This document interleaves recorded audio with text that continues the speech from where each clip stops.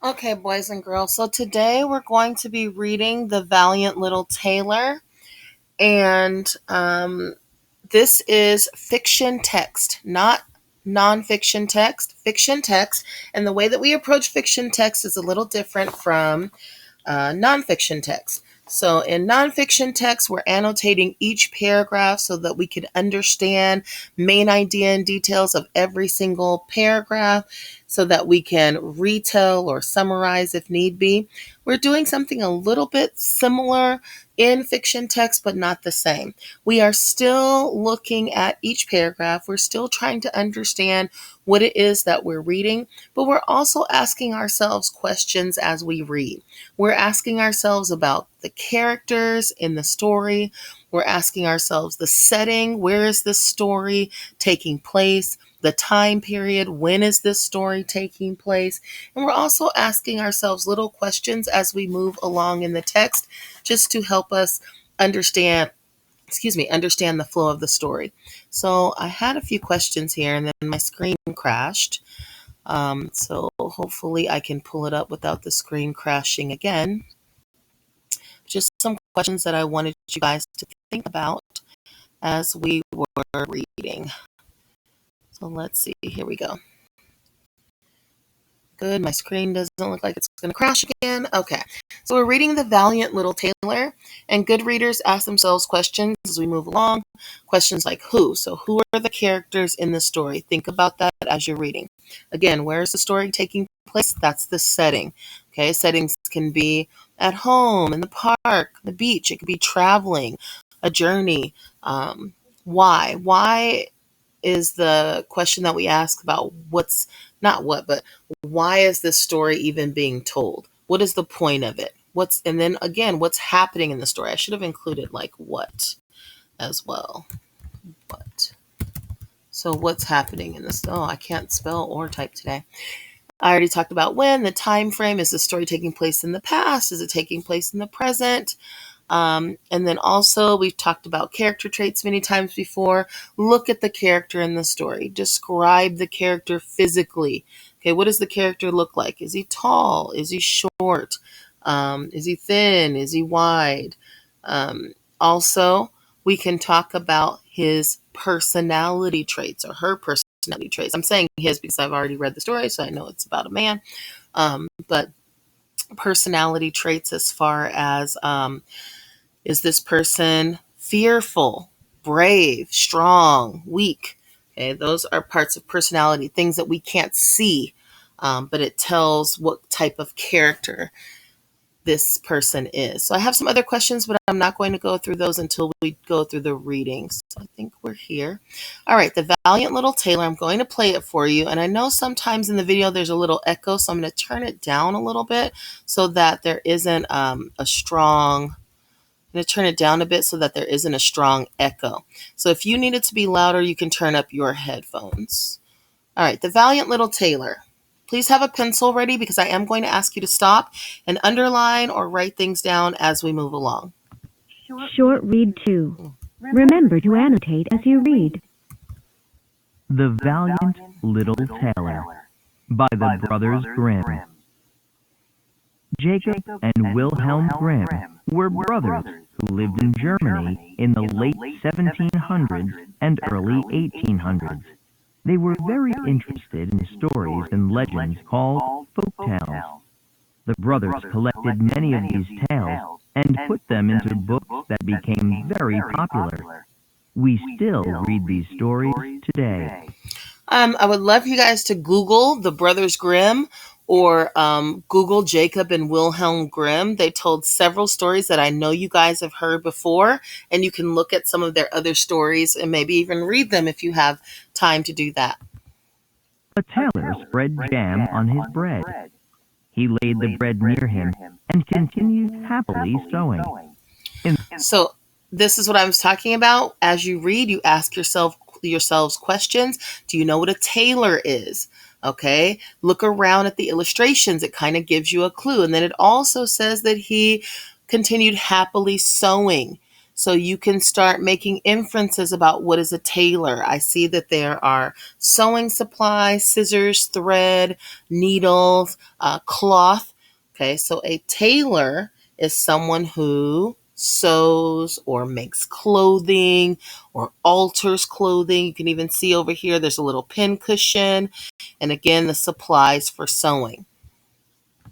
In the meantime, the smell of the sweet jam attracted flies in great numbers.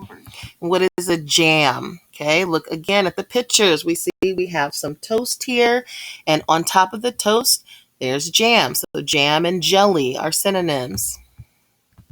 The little tailor drove the unbidden guests away. The flies, however, would not be turned away. They came back again in larger numbers. The little tailor soon lost all patience. He got a bit of cloth from the hole under his work table and struck the flies. What does that mean? He struck the flies. Okay, struck, that's another word for hit. So he got a piece of cloth and he hit the flies. When he drew the cloth away and counted, there lay before him 7 dead, with legs stretched out. He could not help admiring his own bravery. So in this paragraph, it does give us a little insight into his character. He was admiring his own bravery. What kind of character trait might a person have? Someone who admires their own bravery. And then also we want to underline one of the main details of this paragraph. Something that, one, gives us an insight to his character, and then also gives us a clue about what type of person this tailor is, and also what did he do. So I'm going to try and underline with this tool one of the main details of this paragraph. One thing, as it says, is that when he drew the cloth away, I'm highlighting. When he drew the cloth away and counted, there lay 7 dead. I wish I could have highlighted that a lot better. Go back. Bravery. Sorry. No, I don't want it to read. Wish I could have highlighted this a little bit better. But one of the things I wanted to underline was that there lay 7 dead. So as we look at the illustration, I believe that this means I'm telling myself things and asking myself questions that I don't know why it's doing that. Sorry, guys. It's a little glitchy today. But I have 1, 2, 3, 4, 5, 6, 7 flies dead. So I am seeing that he took the cloth, he smacked the flies, and he killed all 7 flies in one swoop or at one time. Okay. Let's go on to page 7. And so the little tailor hastened to cut himself a belt. Hastened. So when I look at the word hasten, and so the little tailor hastened to cut himself a belt, when you do something hastily, you're doing it quickly or rapidly or fast. Okay. Then he stitched it. Finally, he embroidered on it in large letters, 7 at one stroke. So think about that. He cut a belt. He stitched it. To stitch something means to sew it. And then he embroidered. Embroidered means to print on a cloth. He embroidered 7 at one stroke. So as you're thinking about what this means, I want you to look at the illustration as well. What do you think why do you think he's so proud of that? I'd like you to write that here on the notes lines. Why do you think he's so proud of what he did to the flies? Okay. And you can pause the video. You don't have to keep playing, but pause the video so that you can write. I'm going to keep going because when I make the videos too long, I have difficulty uploading. So I'm going to keep going, but you pause and write, and we'll talk about this again later. The brave little tailor wanted to tell the world. His heart wagged with joy like a lamb's tail. Okay, they missed some words here. It says the brave little tailor wanted to tell the world about his bravery. They missed this part right here. So I would underline this, bravery. So also he wanted to tell the world about this bravery. Do you think, in your opinion, someone is brave who kills flies? I'm just curious to know. You can actually add that in your annotating notes as well. What's your opinion or your thoughts on that? And also think again about his character trait. He's a person who wants to tell the world what he did. So what kinds of traits do you think of when you think of someone who wants to do something like that? Go ahead and write it in your notes as well. So he put on the belt and resolved to go forth into the world, as he thought his workshop was too small for his valor. So valor, meaning it means like brave or bravery, his valor, courage. Before he went away, he looked around the house to see if there was anything that he could take with him. However, he found nothing but an old cheese. Still, he put it in his pocket.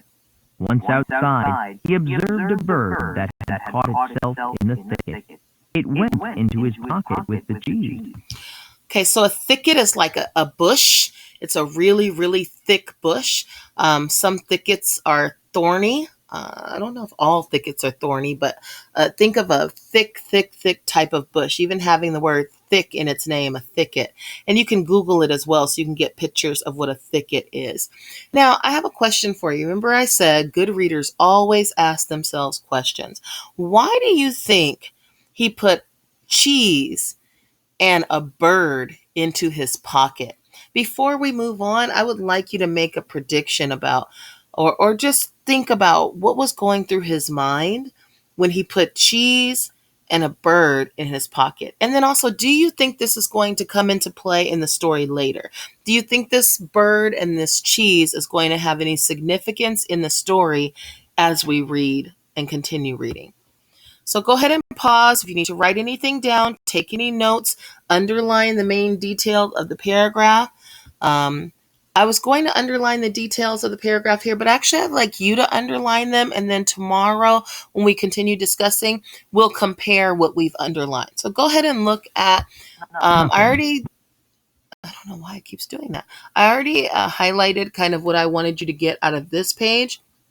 But I want you to try and underline 2 details that are going to help us with understanding this story as we read along. So go ahead and underline what you think is the most important, two important details about either his character or the events of the story. All right, let's go on to pages 8 and 9. All right, let's look at page 8. Before we read, you're going to look at the illustrations, make a prediction before you even read. I'm looking at the illustration. I see this giant creature and I see this little tailor. Even in the title, it says the valiant little tailor.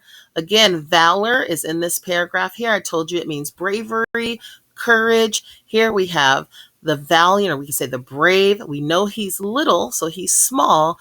Tailor, and we know a tailor is someone who sews or makes alterations to garments. All right, let's go to page 8. Again, I'm looking at the illustration. I'm thinking in my mind, what is about to happen here? He already thinks that he's really brave and he's coming across this big giant. What else can I infer about what is going to happen throughout the text? And if you want to make notes before I push play, go ahead and do that, or go ahead and push pause right now, make your notes, and then come back and listen to the rest of the story. I'm going to keep going, but you can always pause the video as we're moving along. All right, we're in paragraph 4. Now he took to the road boldly, and as he was light and nimble, he felt no fatigue. The road led him up a mountain. When he had reached the highest point, there sat a powerful giant, looking about him quite comfortably. Interesting. The words in my book are a little bit different. You guys might have the same one that I have, but it says in my book, the road led him up a mountain, and when he had reached the highest point, he met up with a powerful giant looking about him quite comfortably. I don't know, mine's a little bit different. But anyway, what I'd like you to look at is a couple of words here. So he took to the road, so he started traveling boldly, meaning he had no fear at all. He went traveling without any fear. Okay. Then it says he was light and nimble. Okay, light and nimble means, he was small, he was, not very strong, just small, light. And then it says he felt no fatigue. Fatigue is an extreme form of being tired. Okay, so sometimes when I can't sleep, I feel very fatigued because I didn't have any sleep. So throughout the day, I'm just fatigued. I'm tired. Okay, and then when he had reached the highest point, he met up with a powerful giant looking about him quite comfortably. So the giant was like looking at him like, who's this little guy? Let's keep going. And then also, before we keep going, please think about what detail you'd like to underline that gives you insight into the story. Again, when we come back tomorrow, you're going to compare your details that you've underlined with what I am underlining as well. And it doesn't mean that I'm right and you would be incorrect. We're just going to see which details are we underlining that help us with meaning of the story. So I'd like you to think about this paragraph that we just read and to underline something that stands out to you that you think is a detail that supports the meaning of the story. The little Tailor went bravely up and spoke to the giant. He said, "Good day, comrade. You are sitting there overlooking the world. I am just on my way to explore the world. Would you be inclined to go on my quest with me?" All right, so let's talk about some meanings of a couple of words. So he says, good day, comrade. A comrade is like a friend. So he's saying, good day, friend. He's saying, you're sitting up there overlooking the world, and I'm just going on my way to explore the world. So the giant is looking at the world, whereas the little Tailor is wandering around trying to see what's happening in that world. And then he tells the giant, would you be inclined, meaning would you like to go on a quest with me? A quest is a journey. Okay. Please underline what you think is important, an important detail in this paragraph here. The giant looked contemptuously at the Tailor. He said, "You ragamuffin! You miserable creature!" Okay, so when you look at someone with contempt or you're looking at someone contemptuously, it's like irritating, angrily. Okay, so he's looking at him like, ugh, you ragamuffin. That's an insult. Like he's insulting him, or as you guys call it, he's roasting him. Okay, he's like, you miserable creature. So the giant is not really happy that this little Tailor has come to invade his space. So what I'd like you to do is also underline anything that you might see that's significant. It doesn't have to be the whole sentence. It could be a word. And then I'd also like for you to please right now stop, and I want you to summarize in a sentence or two what has happened thus far in the story. So I want you to pause the video right now. Please do not keep playing the video because I'm going to keep going, but I want you to pause and write 1 to 2 sentences about what has happened so far in the story. Pretend like you are trying to tell a little brother, a little sister, a little cousin what you're reading. What would you write so far as to what you've read about? Okay, go ahead and pause the video and do that, but I'm going to keep going so the video is not 2 hours long. "Oh, indeed?" answered the little Tailor. He unbuttoned his coat and showed the giant his belt. "There, you may read what kind of man I am." The giant read, "7 at 1 stroke."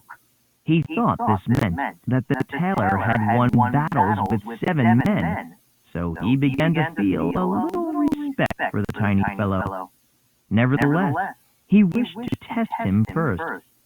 So he took the stone in his hand and squeezed it together until water dropped out of it. What do you think about this paragraph so far? What do you think about the little Tailor whipping out his belt and showing what he had embroidered? 7 at 1 stroke. And then what do you think about the giant's interpretation of that belt? Him thinking that, oh, wow, this little guy, he was in 7 battles, so he must have maybe won or killed 7 men. So he killed them all at one time. Oh, wow. Now I'm having a little bit of respect for this guy.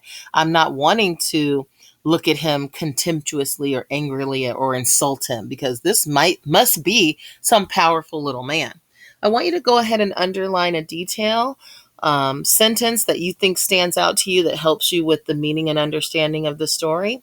And then also you can always circle or underline any words that you might want to look up later. Do likewise, said the giant, if you have the strength. All right, so when he says do likewise, the giant is telling the little man, if you're so strong and you've killed 7 people or been in 7 battles, you also pick up a stone until water comes out of it, because that's what the giant did to show his strength. He picked up a stone until water dripped from the stone. Is that all? Said the tailor. That is child's play. Oh, wow. I'm looking at all these different character traits of this little tailor, and he is coming off as really brave, coming off as really boastful or bragging. He's like, oh, is that all? You picked up this little rock and water came out of it? Haha, I can do that. He put his hand into his pocket. He brought out the soft cheese and pressed it until the liquid ran out of it. Faith, said the tailor. That was a little better, wasn't it? Ah, so here I asked you before, why do you think that the little tailor put that cheese and that bird into his pocket? And would that have significance later on in the story? And we see that he put that in there, not knowing that he was going to come across a giant, but that it was going to be of some use to him later. And do you guys think that he is fooling the giant with this cheese, and the giant thinking that this cheese really is a rock, just like the giant pulled out a rock and squeezed that rock?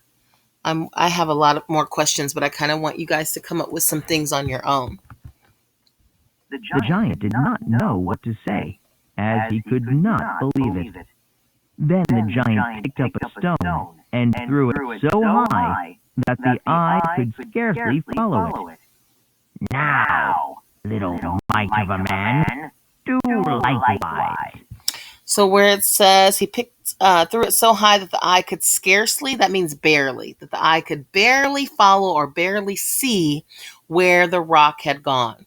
And then the giant's telling him, do likewise. So you do the same thing that I just did. Well thrown, said the tailor. But after all, the stone came down to earth again. I will throw one which shall never come back at all. What do you guys think? What do you guys think the little tailor's going to do next? Pause the video, think about it, write it here before you listen to the rest of the story. So pause the video now, and I'm going to play it. We'll hear the rest, but I want you to write what you think or what you predict is going to happen next.